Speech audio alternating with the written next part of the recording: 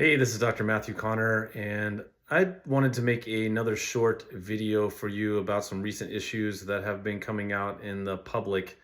I was reading an article in the paper here recently that is talking about the measles epidemic in America and in Texas.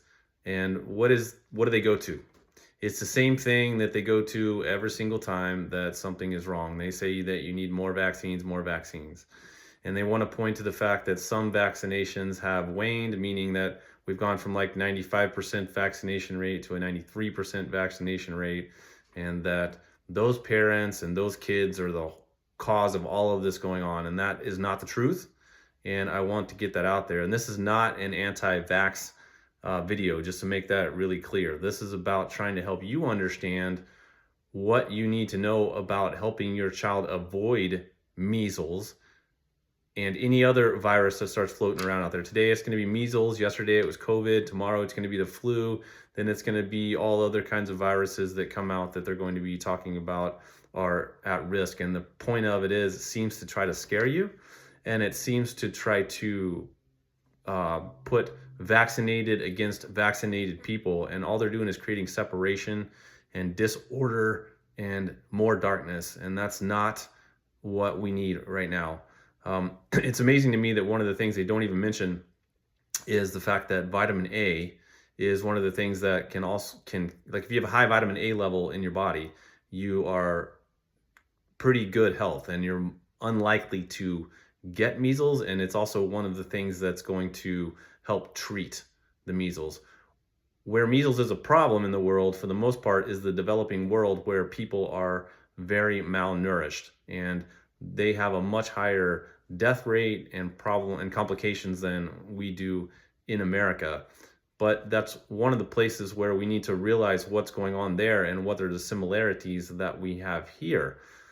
We have children here who are malnourished also, and they might look okay, and they may even be obese, like many of them are, but they're malnourished, obese, and they do not have the nutrients that they need on the inside in order to be truly healthy.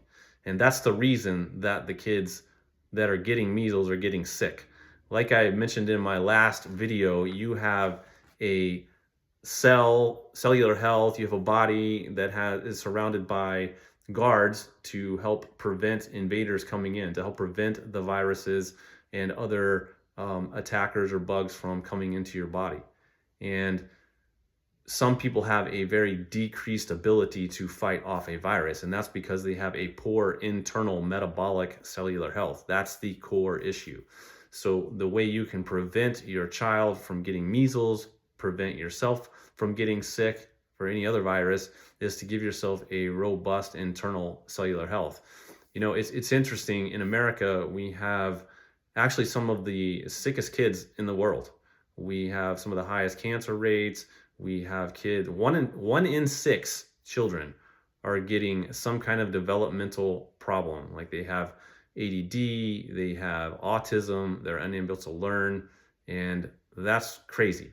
And right now we're getting super upset about a 1 in 1,000 chance of getting measles. And it's not that it's not important, it's that we're missing some of the big issues and what's causing everything. So what can you do now that's going to make the biggest difference? So we have children who are eating chicken McNuggets, they're eating sugar, they're eating ultra processed food, and we're trying to say they're healthy. And they might look okay on the outside, or even, like I said, obese, but they're not healthy. They're super unwell on the inside and have a poor cellular health. They have a poor ability to fight off infection. And these are the kids who are going to get an infection and then succumb to it in some kind of way, whether it's getting pneumonia or the one person so far who has died. It's not the healthy people who are getting measles and having problems. So it's a combination of things. I always talk about how your body is a bucket, and there's inflammation filling up in there. There's toxins being added to that bucket. There's our diets, there's our poor lifestyles, there's stress. All of those things go in, and once it starts overflowing, then you start seeing symptoms or a broken down immune system. And what do we need to do in order to keep that bucket essentially empty? And some of the things that you can do at home, I'm not going to go into all of it today, but there are some things and steps that you can take that are much more important than considering running out and getting an emergent vaccination. You need to do things that are going to help you and your children be healthy. So part of that starts at home with making sure that they are eating nutritious foods and decreasing the amount of processed foods they eat. Because the truth of it is, we have a pretty sad American diet, and even the school system is pretty pathetic in what they feed our children. And I hope one day we're going to be able to reduce that, because that's one of the reasons that we're having these 1 in 6 children with learning disabilities, why we're having children born with problems, why mothers are not having healthy babies essentially in the end, and why people are more likely to get infected by viruses and problems like this. So we'll just stop right there for today and keep it that simple. Try to decrease the amount of sugar they're having, try to decrease the amount of processed foods they're eating, try to give them whole foods, like some people like to say, God foods, and hopefully that will strengthen the immune system of your child, help them have a strong, robust internal metabolic cellular health so that they can withstand all of these things that are going to come against them, not only today, but throughout their life.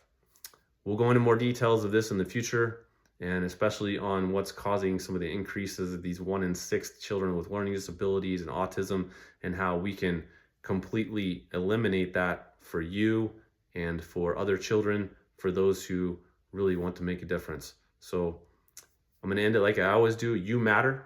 I care about you. I care about your children. And today, you can decide to make a difference, and it starts at home.